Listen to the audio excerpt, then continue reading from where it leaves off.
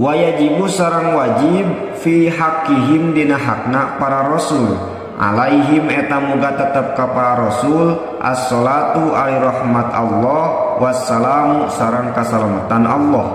Naon tabligu ma nepikeun kana perkara umiru anu diparentah para rasul bitablighihi kana nepikeunna itu ma lil khalqi ka para makhluk.